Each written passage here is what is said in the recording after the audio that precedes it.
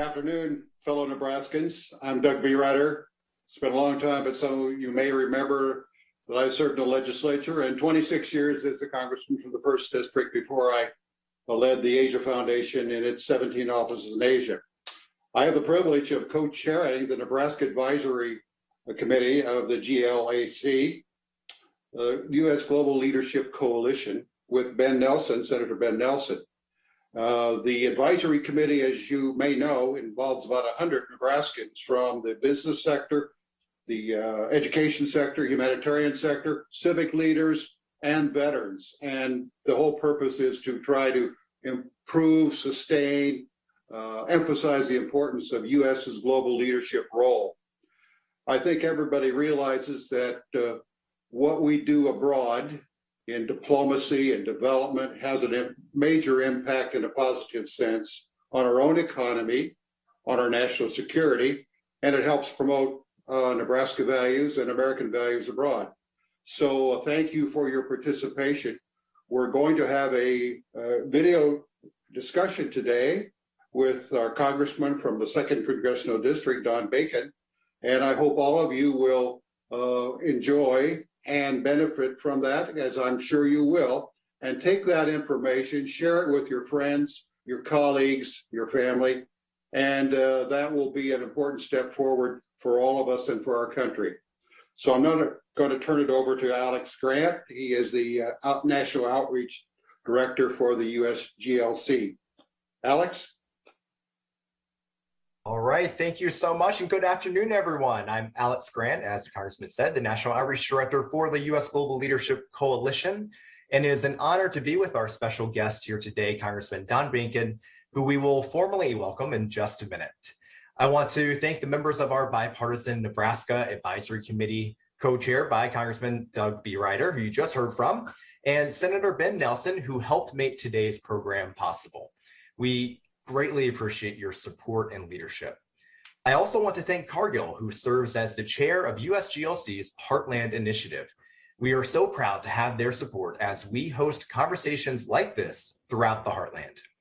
And a special thanks to all of USGLC's Global Impact Project partners who help us conduct our work all across the country.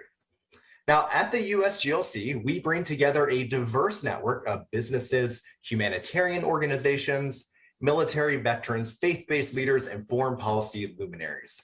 And what brings all of these groups together is a shared belief in American global leadership. We believe that strategic investments in diplomacy and development are essential to protecting our national security, advancing our economic interest, and projecting the best of American values. It's why we talk about how a tiny 1% of the federal budget, called the International Affairs Budget, is one of the most cost-effective and powerful investments that America can make. It's why we've been asking communities around the country, foreign aid, what's it worth?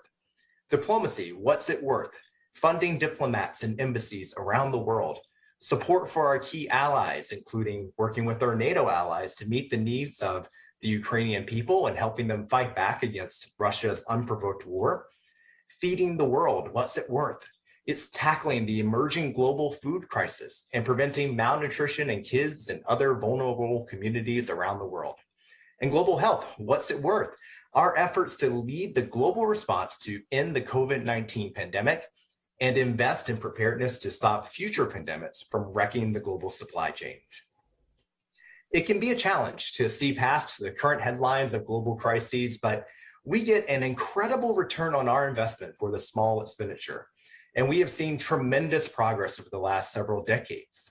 Since 1990, the number of people living in extreme poverty around the world that's living on less than $1.25 a day has been cut in half. That's 1 billion fewer people living in extreme poverty today. We are on the verge of ending diseases like polio and malaria and achieving an AIDS-free generation.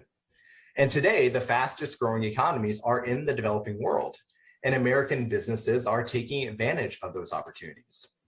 And you're all here to make sure that we don't squander this important progress while we address the crises of the day.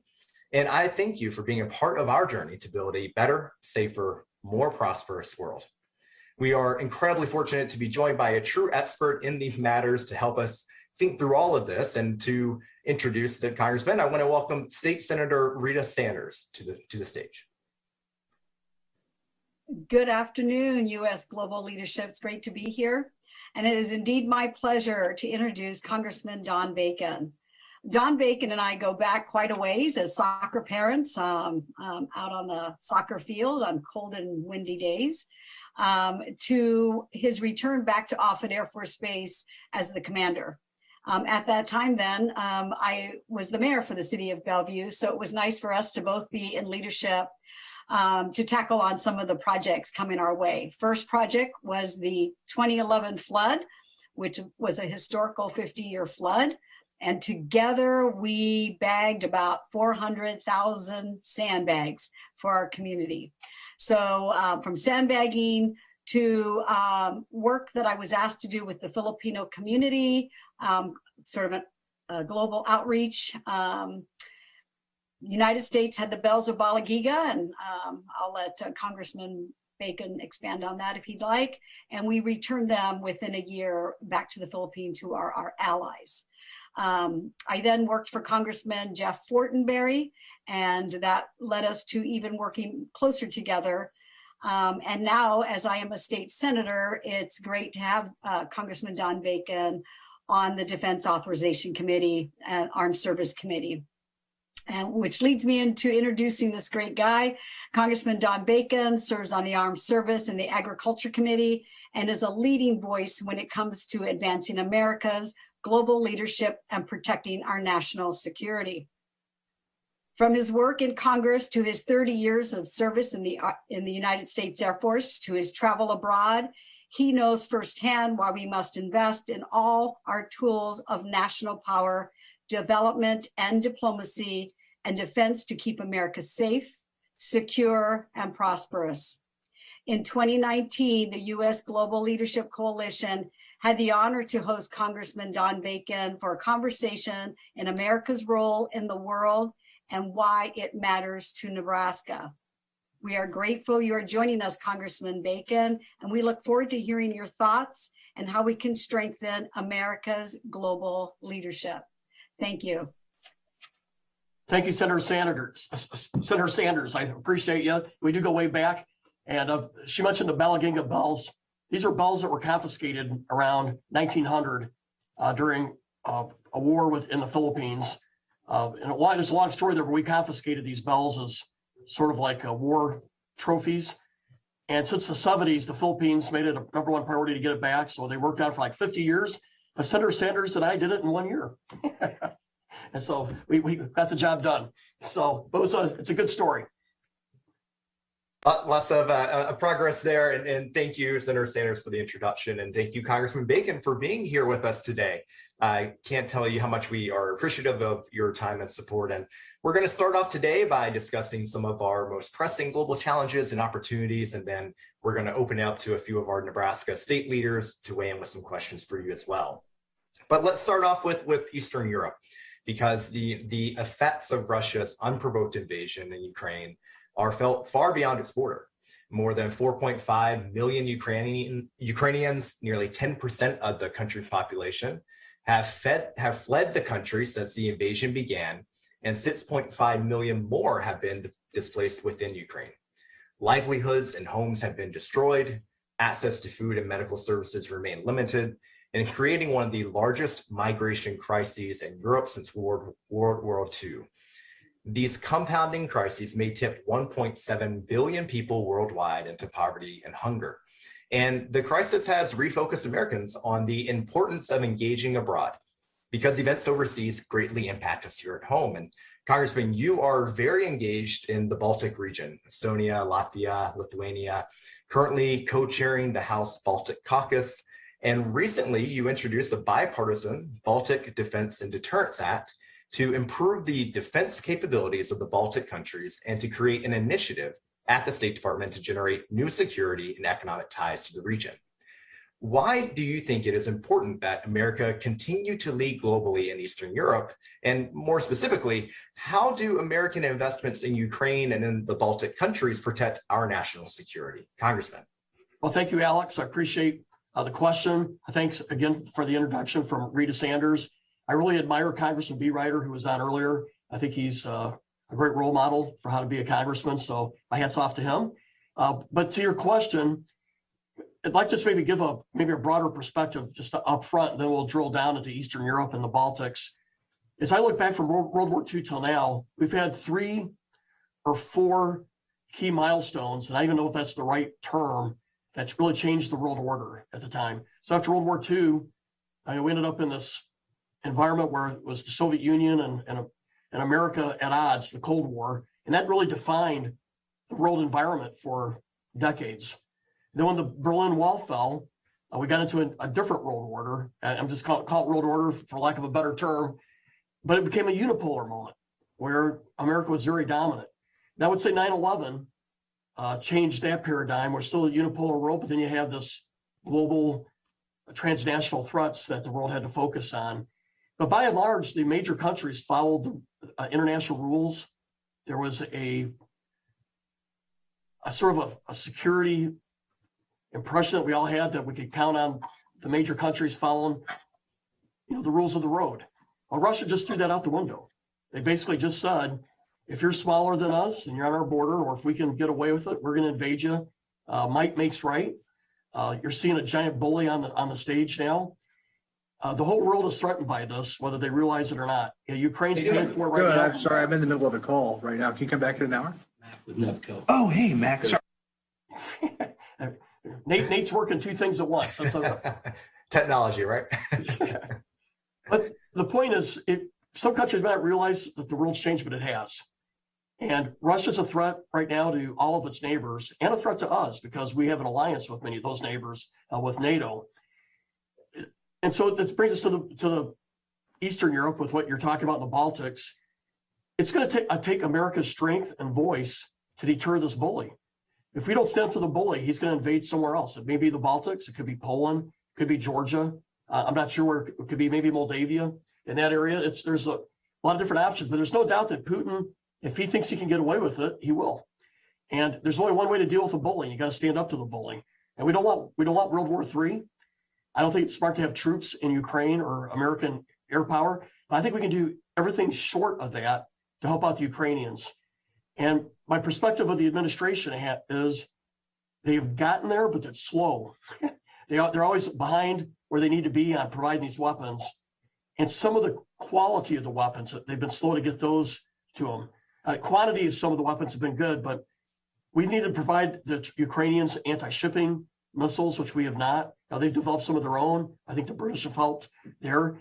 We've needed to provide them anti-air defense weapons. We have now, but it should have been done months ago. I could make that statement across the board, a lot of these higher end weapons that Ukraine could have used. But I think we should be providing Ukraine everything we can, because if Russia's not stopped here, the next chapter is somewhere else, and it's likely the Baltics, which brings us to the question about Baltics. The Baltics, they're small countries, around 5 million. They have a large Russian population, and that's exactly what Russia uses as an excuse to bully their neighbors. And they don't have the depth that Ukraine has. So it's very important from their perspective that we have U.S. forces in the Baltics, a permanent presence to serve as a deterrence. So back to your broader question, Alex, the world can't do this without America. However, America can't do this alone. We have to bring the world with us. And I think that's the big, after what happened with Russia and what we see with China, U.S. has to lead the free world. And we have to lead the free world here with Ukraine. Mm-hmm. But we can't do it by ourselves. So we got to build a team. It's got to be some humble leadership. We got to be good listeners, take inputs from the free world. But we have to lead the free world to respond to these threats. Absolutely. And we'll come back to China here in a minute. I know you mentioned there at the end, but I want to highlight the kind of beginning of your answer there where you talked about some of the major historical events that you've seen and the long-lasting impacts. And one of the impacts that we're seeing right now is food insecurity. And the world is facing worrying levels of food insecurity. And as the bread baskets of the world, Russia and Ukraine, who supply 30% of global wheat exports, the war has disrupted supply chains, the ability to harvest and transport food. Workers are now fighting on the front lines. Wheat fields have become battlefields. and tens of thousands of smallholder farmers will be unable to plant new crops as countries scramble to fill intense food shortages. As a result, the global price of vegetable oils, cereals, and meat rose to their highest levels ever recorded, pushing import-dependent countries into more severe levels of food insecurity. And with 285 million people around the world facing the threat of starvation, which the World Food Program has warned because of that, of global destabilization and mass migration due to these food shortages. And as a veteran and a member of the agriculture community, you have a really unique perspective here on the war in Ukraine and its impact on food security in particular. So how does global leadership, U.S. global leadership, in addressing the growing food insecurity benefit our national security? How are you working to address that crisis? Well, this is going to require U.S. leadership, and we have a crisis staring us in the face. Ukraine provides much of the grain for the Middle East and North Africa. And we're already talking about areas that are struggling, with food insecurity. Ukraine's the primary source for like Egypt, just as an example. And so without intervention here, we're going to see a disaster in North Africa and some parts of the Middle East. So we shouldn't be reacting to it. We got to be proactively planning on how we're going to deal with this, because this problem's going to get worse with every day, and it could turn into a disaster here in months ahead. First of all, I do think we should be looking at how to reopen trade routes out of Ukraine, because when this is all said and done, we have to get their economy back on its feet. And part of this is opening up their agriculture doors to trade so we can help facilitate their resilience after this invasion, or during this invasion even. And so that's got to be part of our planning and strategy, is looking at how can we help facilitate Ukraine's getting back on its feet with its agriculture and trade. When it comes to America, we can feed much of the world. And I think that's something that we can have to take a lot of pride in. What makes America strong, there's a lot of different dimensions here. Freedom is clearly probably the foundation of it, our free market system. But we're blessed to have agriculture independence, and we can have energy independence if we have the right leadership at the White House. But both of those are so critical to America's strength economically and national security. So nobody can grow crops, grain and protein at a price that we can. We're the most efficient at that, and we should leverage that across the world as much as we can. And one of the things, I'm taking a little, maybe a departure here, we can grow, we have an economic advantage or competitive advantage in ag, but we've got to make sure our infrastructure is up to the task. That's why I thought it was important to have this infrastructure bill that was passed last fall, because our crops use the locks, they use the railroads, they use the ports, and we have to ensure that they're modernized so we can compete.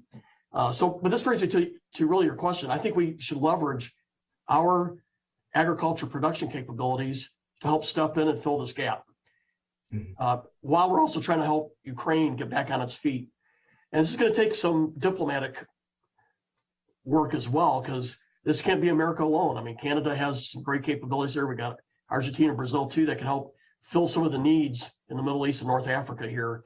So it's going to take some diplomatic muscle, but there's no doubt that U.S. has the agriculture and economic means to really fill in part of this gap here that's going to develop. And so hopefully that answers your question, Alex. So there's a diplomatic piece here. We have agriculture is our competitive advantage. We ought to use it. We ought to leverage it. And it's going to take diplomacy to open up some trade doors to make this happen too. Absolutely. I'm sure there are a number of folks on the call that have thoughts on this topic as well. And we'll go to a couple of those here in a little bit. But one of the things I'm taking away from your comments here, Congressman, is that we can't do it alone. The reliance on allies and how we need to be focusing on that is so critical.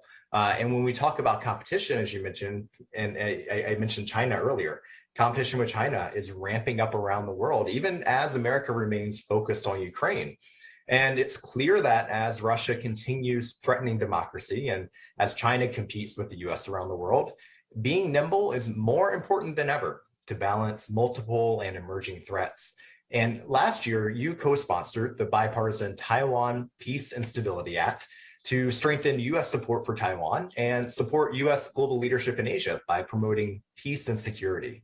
How has the war in Ukraine reaffirmed how important it is for the U.S. to continue competing with China as it tackles all these other crises in the world? And why is it so important for American national security that we continue to strengthen Taiwan's diplomatic, economic, and physical security in the face of Chinese aggression? When you look at threats, you look at capability and you look at intent. I think you got to look at both.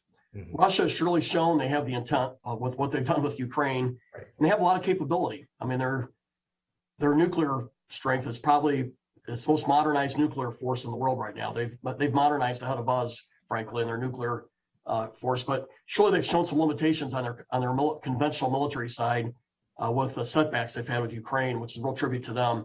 But if you look at China, they're about 90% of our GDP, and there's different ways to look at it. Some people show it a little higher, some show it a little lower, but it's roughly about 90%. They're growing at a faster rate than ours. So at some point, their economic GDP will match ours. And I want you to think about what that means for military spending, because if they spend 4%, 5% of their military with our GDP, the world's going to look different.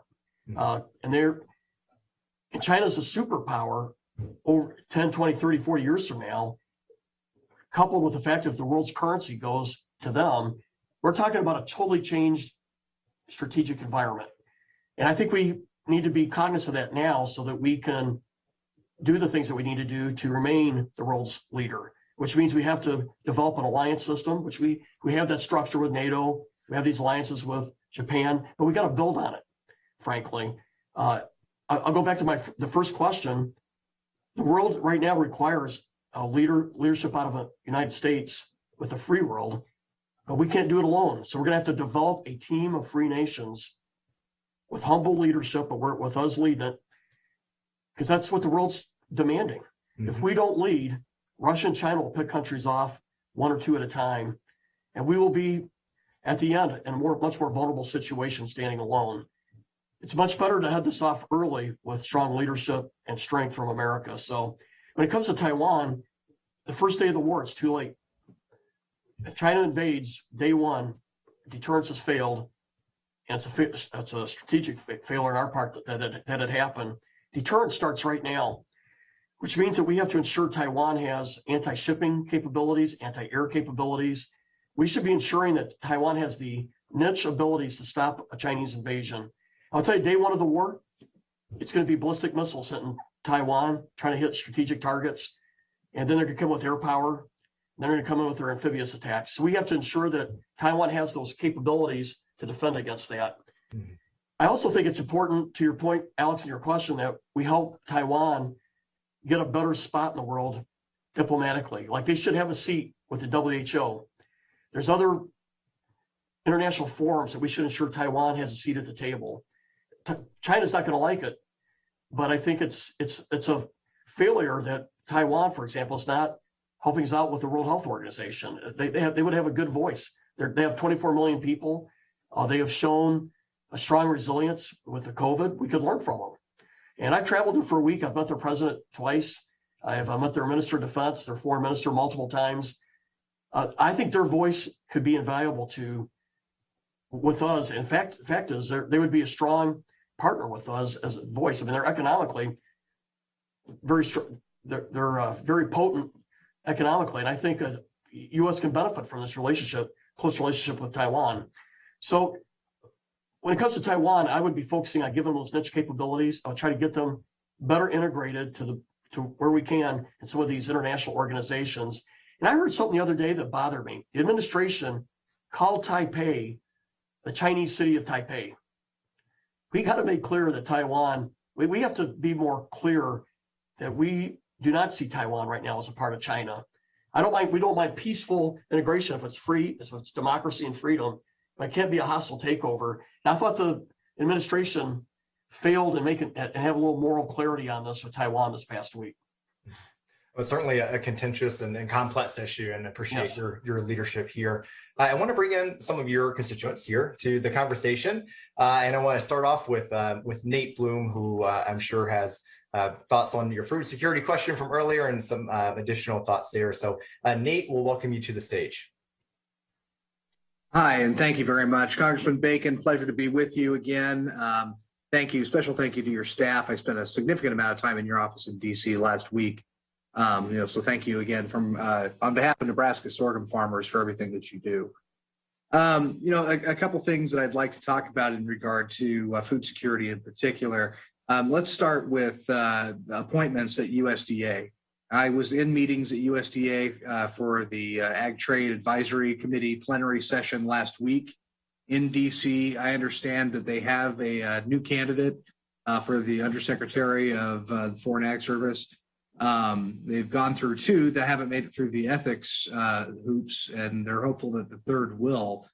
Can you just talk briefly about how important it is that we have the administration appointing these undersecretaries, what that means for international trade for the U.S.?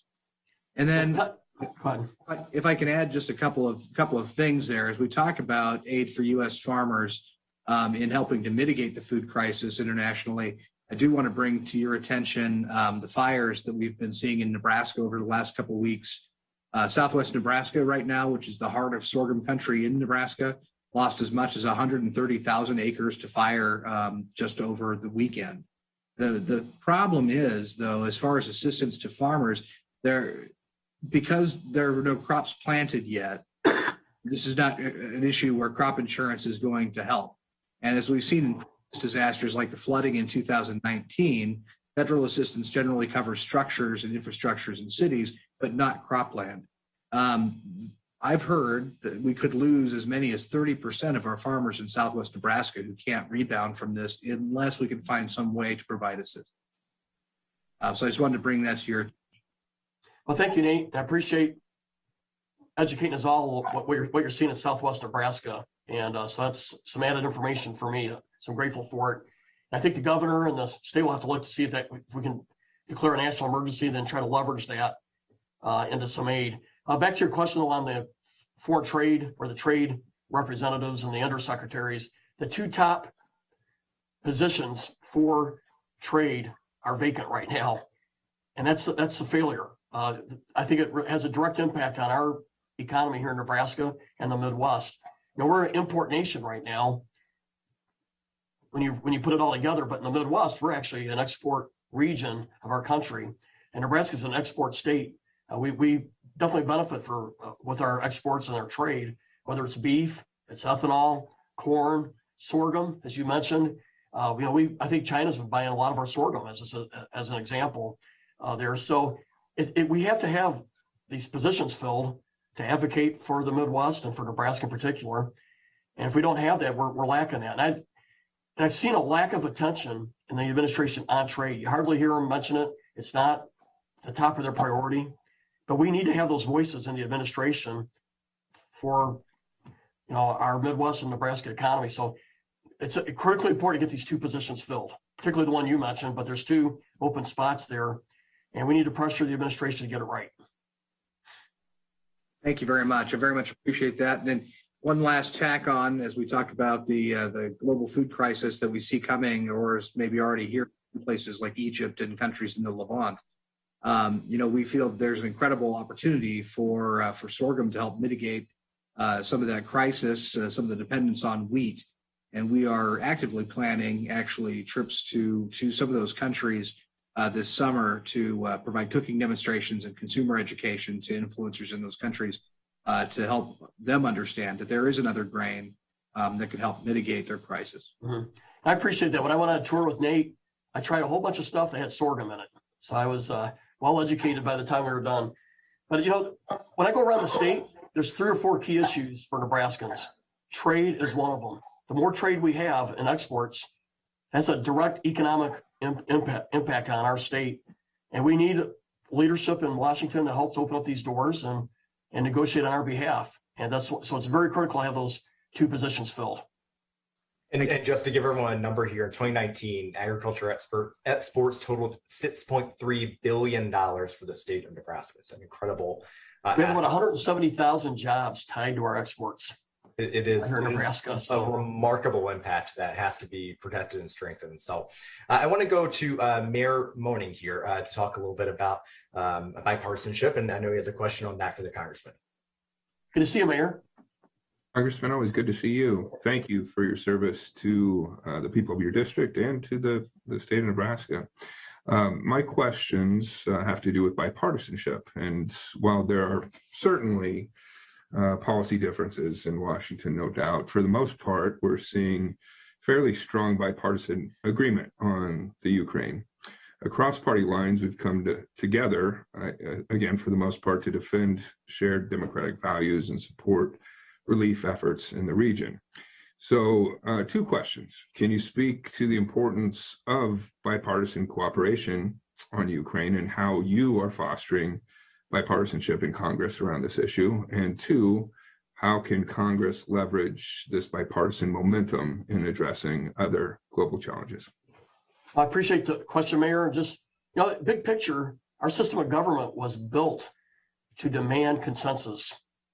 With a bicameral system and then a checks and balances with the executive branch and the legislative branch and the judicial, the only way that we can make progress, it's incremental and it's through consensus. And this gridlock and lack of willingness to meet your political adversary halfway fails the country, because you stay in neutral, whether it's immigration, healthcare, just a long list of issues. So our system of government requires that people sit down and figure out where do we agree and try to draft legislation with, those areas that we do agree on. And I've come to the conclusion we're better off trying to find that 50% of a loaf of bread that we agree on than demand 100% and get 0. And that's sort of the mindset in Washington right now, is this 100 or 0. Where, they want total victory, and it's failing the country. Thankfully, with Ukraine, there is overwhelming agreement. I would say 90% of the Republicans are in agreement that we need to help Ukraine to the max extent we can without going actual troops into combat. There is about a 10%, maybe it's 5%. I'm not sure what the right number is, but it's a small minority. They have more of an isolationist mindset view, or even maybe a populist view, but that's surely not representative of the vast majority of Republicans. I would even say on the Democrat side, you had maybe the squad voiced disagreement with aiding Ukraine, but the vast majority of Democrats also support arming and supporting Ukraine. So I think you're looking at the 90% or more on both parties here that have a general agreement. And I've worked closely with Jared Golden from Maine, as well as Congressman from Massachusetts. I've worked with 4 or 5 Democrats primarily that were veterans, and we're in basically total agreement on trying to provide Ukraine the most high-end capable weapons we can, but they have to use it. We have to train them on it in Poland. But they need those anti-shipping missiles. They need those air defense capabilities. There's a capability that we've been slow to provide them. It's the ability to hit tanks 20 and 30, 40 miles behind the line of fighting. Those capabilities are there, and we're just starting to provide those to Ukraine. But for the life of me, I can't figure out why we didn't do this back in December and January. But the Democrats I found that I've worked with are in full agreement with me, or I'm in full agreement with them, that we need to be doing this. So what I found is Congress has been pulling the administration, and it's not just Republicans. If it was just Republicans, it wouldn't work. It's also been Democratic leadership pulling the administration, saying, hey, we need to do more here, whether it's the higher capability weapons, or in the case of we should not be importing $70 million of Russian energy every day. That's what we were doing when the invasion started. $70 million a day props up their economy and helps them wage war against Ukraine.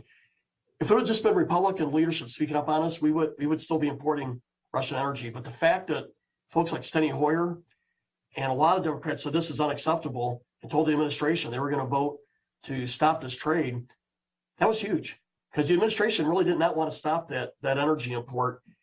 But they faced an overwhelming veto-proof bill that was going to pass and decided to go along with what the Congress is going. So my point is, this bipartisanship in the House in this area, I wish we had it in more areas, has been a force that's made a difference with the administration. They've had to respond to a unified Congress on Ukraine. It's not that the administration disagreed, but they're a little more risk averse, so they were slower to get there. But I think the voice of Congress has pulled them along to a better spot, and I think we're in a decent spot with Ukraine today because of the bipartisanship in the House, or in the House that we've had, and the Senate for that matter. So I think it's been important. I'd like to see this grow beyond just Ukraine. I think we should also see this in Taiwan, for example, and how we respond to the Baltics. I think there's overwhelming agreement between Republicans and Democrats right now of what my main theme is to you today is that we need to have a strong alliance system. We're going to have a team of free countries working together with U.S. leadership. And we got to pull Japan, Australia, India, all these countries in the Far East together as a team. We got to keep building on NATO, and we got to keep working with our allies in the Middle East. This is going to be the free world working together against these bullies and dictatorships that want to use force to get their way. I think most Democrats agree to this, and most Republicans agree to this. This could be a bipartisan concept that we can build our foreign affairs on. I forget which senator said it, but that Putin did the impossible. He brought Republicans and Democrats together. So it's a moment of bipartisanship for sure. He's also brought Finland and Sweden in, trying to become part of NATO. He's strengthened the EU. It's you bring up a good point. It's interesting that Russian foreign policy has the opposite effect of what they want. Their actions have driven countries into NATO. Now they're going to drive Finland and Sweden into NATO, it looks like.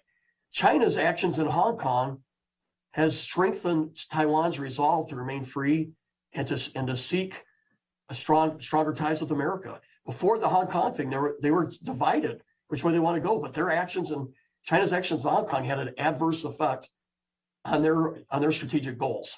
And I find that ironic. Well, let's bring in one other individual here, Megan Goodall, Air Force veteran. I know she has a question on work in the Baltics. So Megan, go ahead. Hi. Hi, thank you. How are you, Congressman? I was going to try to give you aim high, fly, fight, and win. I worked underneath you here at Offutt, so I was there. All right, my question is in regards to multilateral leadership in the Baltics. So Russia's unprovoked invasion of Ukraine has refocused America on the importance of strong Baltic partners, kind of like you said earlier. So the geography and history of the Baltic states have made them a formidable target to Putin's aggression. However, Russia's invasion has unified NATO, kind of like you were just saying, and has highlighted the importance of engaging with our allies, specifically in the Baltics. So my question for you, sir, is why is it so important that America engage multilaterally with our allies in the Baltics? And how has this strengthened our diplomatic toolkit? Well, we have a treaty, and we live by our treaties. And so that's for starters. I think we have a moral obligation. I've traveled to the Baltics. I'm the chairman of the Baltic Security Caucus, as mentioned during the introduction. When I travel there, when I talk to them, I have never, other than maybe Great Britain, that aside, I've never met people that are more closely aligned with us culturally, their ideology. I mean, a lot of these leaders went to the University of Chicago, they've gone to MIT. I mean, a lot of them lived in America for a long time before going back, and now they're leaders of these countries. So they live and breathe freedom, democracy, free markets. When the Berlin Wall fell, they said, we're not going to do the slow pathway to free market system. They did pull the Band-Aid off as fast as they could. And now they have just thriving, incredible economies. They've embraced our way of life, and they are part of NATO. And when you look at their history of how they were, invaded by Russia, the Soviet Union at the time, then they were invaded by Germany, retaken over by the Soviet Union. When you talk to most of the folks in the Baltics, almost everyone's had a family member that was murdered by the Soviets. So they know what it's like to be under the Russian thumb, bottom line. So they really want to be a part of the free world. And they are so vulnerable. There was a RAND study done in 2018 saying that unless America and NATO put forces in the Baltics, have a permanent presence, it would be like a weak invasion, because there's no depth, unlike Ukraine. And it's very hard to defend, excuse me. But what we do need to do is if we have a U.S. presence there, they will know, or the Russians will know, that an invasion is a war with NATO and is definitely a war with the United States. And so that deterrence factor is key. But it's going to take a U.S. presence there. And I've been pushing the administration to come up with a policy that will have a permanent presence. But this is going to take a little thinking. What is the smart units to have there? I mean, NATO needs to work with these countries. There should be an air defense unit, should be a helicopters, battalion, or what does this unit look like? What niche makes sense there? And then we should put it there, and it should be permanent, in my view. So, but it can't be just be America either. We have a NATO obligation. Right now we have a rotating force of fighter aircraft going there. Some days it's Americans, some days it's the British, some days it's it's the Italians, and we got to continue that as well. So it's not just a permanent American presence, but it's also the rotating NATO presence there as well. And so if we don't handle this right in Ukraine, I believe the Baltics, whether they're the next or the one to follow, it's going to happen. We got to show strength and fortitude in Ukraine to ensure that it will strengthen our hand when it comes to the Baltics. Putin's got to know that we're serious, that we're tough, and that we're dedicated to our NATO allies, particularly the Baltics.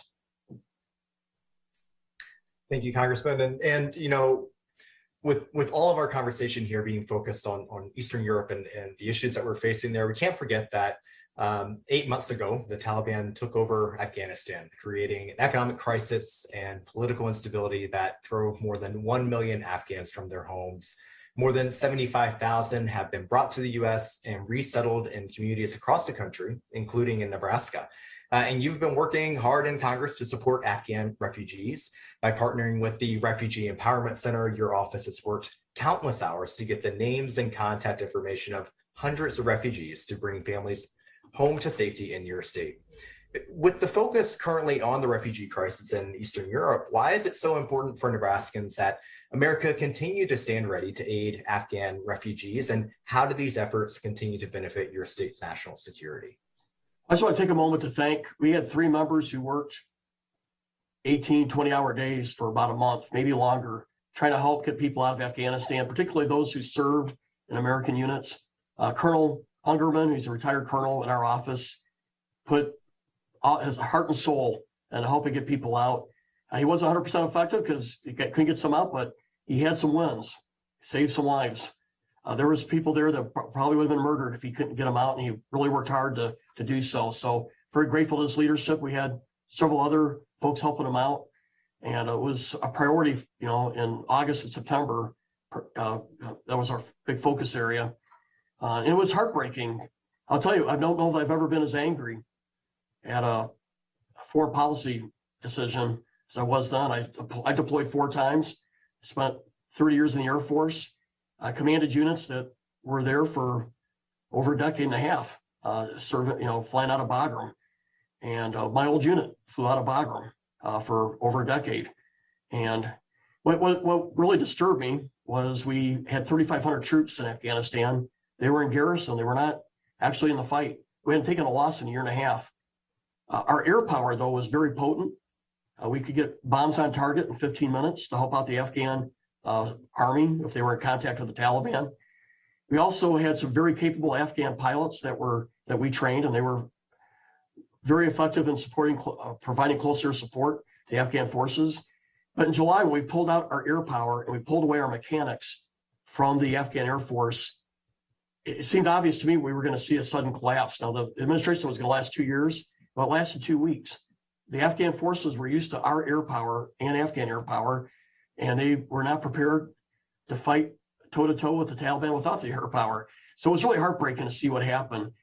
And then whether or not you agreed that we should withdraw or not, how we did it was heartbreaking. Right now, about 3/4 of our linguists or interpreters are still in Afghanistan, and they're being hunted down or murdered. We were able to get 100,000 people out of Afghanistan. And I credit our military and our Air Force with the C-17s and the great work they did. But the fact is, very few of that 100,000 were actually associated with our military or the Afghan military. Those that were associated with us, most of them are still there. And we have a commitment to these people, and we didn't live up to it. And we promised them we'd get them out. And so I'm getting back into my anger mode here on this particular issue because it breaks my heart. We know that there's folks who served by our side are still being hunted down or murdered there, and we have not been able to get them out. So it was a failure of policy what happened there. Now, those that we did get out, I would tell you, I've met with many of them here in Omaha. It's heartwarming to see how hard they want to be a part of our community. They want to work hard. They want to provide for their families. The work ethic is there. And so those I've met, you're like, they're ready to make a difference for Omaha and Nebraska. And we surely have a need for them here too. We have a shortage of workers. And so we're, with our 1.8% unemployment, roughly what we have right now, the lowest in the country, the lowest in the history of our state, the lowest in the history of any state, by the way, in America. There is a demand for workers. And I think these Afghan immigrants who are here, or the refugees, they want to work, and there's openings for them. So I think we should try to do our best to bring them in, help them get their roots down. There's agencies here to do it. I know there's some U.S. federal money there's state money, but there's also wonderful nonprofits that are here to help too. But I think we help these families get started. They're ready to work, and they're ready to start paying their own bills as soon as they can. So I think we have a great opportunity here to add to some great citizens to our state and city. But we can't fool ourselves. Those who are here, the majority of them, we're not affiliated with our military. We still have a huge group in Afghanistan that have fought by our side they're stranded there, and breaks my heart.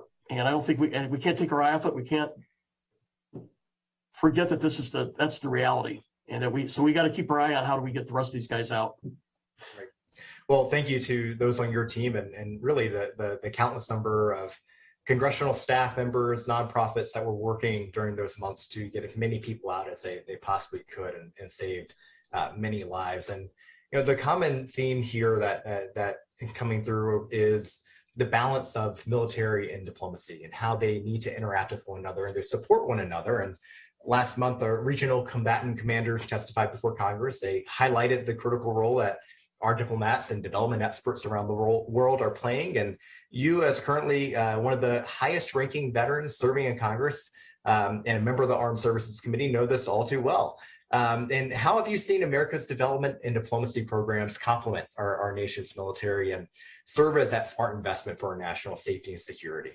Now, traditionally, America has relied maybe too much on our military arm. I believe in the dime. I went through training at Maxwell and also at the National War College, and I think I did 4 or 5 years of school out of my 30 years in the military. So they do a really good job professionally training people. And we know that there's 4 instruments of power, and diplomatic is one: information, the military, and economic. America, because we had such a dominant military, it was the unipolar world after the Berlin Wall fell down, we tended to rely on our military tool maybe too much. So I've seen it also at its best. When I was in Iraq, when I worked with General Petraeus, I also worked with Ambassador Crocker, who I knew personally. He was my professor at National War College. I love the guy. I thought he had a great voice. I love Ambassador Crocker. What a hero. The man has served Iraq, Afghanistan. He served in, you name any tough spot in the world, he was there. And he was a great ambassador, representative of our country everywhere he went. But I love to see how Ambassador Crocker and General Petraeus worked together. And it really showed, when you mix the diplomatic and the military tools together, the synergy that you can get. Now, I believe in this administration, and I've been critical, but I would say this: there's no doubt that Blinken is a leading voice when it comes to foreign affairs. I think that's right. Our State Department, our Secretary of State should be the lead, not our Secretary of Defense. And so I think that this administration does lead with its Secretary of State. And I don't always agree with Secretary Blinken, but I think that the paradigm is right to have the Secretary of State be the leader out there. I think there's no doubt that, in my view, Blinken is leading that foreign affairs, the national security aspect of it. And I don't begrudge that. I think that's the way it should be. But if you talk to any 4-star that's been a combatant commander, they know the importance of the ambassadors and the diplomatic tools out there. And I think General Mattis has a great quote, and I'll butcher the quote off the top of my head, but he said, if you don't fund diplomacy in the State Department, the military is in way woefully than underfunded, because you're going to need a lot more of it. And we're better off trying to head problems off diplomatically so we don't use our military. And so we want a strong State Department. We need strong ambassadors. We need strong aid programs to help get to the root of problems before they become a war or a civil war, because a lot of times food poverty leads to civil wars and things like that. So we definitely want a strong State Department, strong ambassadors, and strong AID. And that will lessen the need for the military. That's a good thing.